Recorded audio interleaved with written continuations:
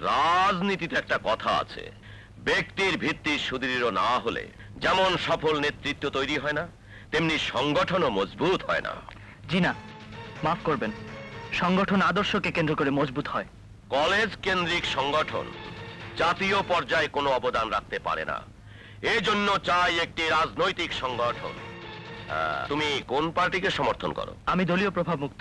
অথচ একটি দলই তোমাকে জাতীয় পর্যায়ে রাজনীতির সুযোগ করে দিতে পারে। আমি তোমাকে সেই অফারই দিচ্ছি। জি?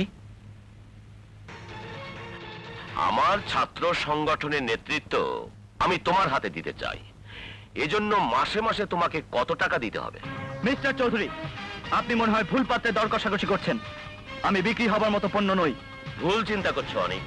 আমি তোমাকে কিনতে চাইছি না, আমি তোমাকে আমার আদর্শের সহযোগী শক্তি হিসেবে চাইছি।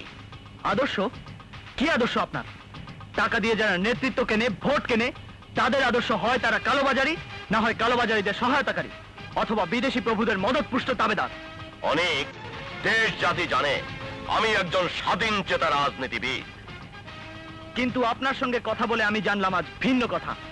দেশ জুড়ে সন্ত্রাস সৃষ্টি করে যারা ঘোলা পানিতে মাছ শিকার করতে চায় তাদের দাঙ্গাবাজ বলা যেতে পারে, কোন রাজনৈতিক নেতা নয়।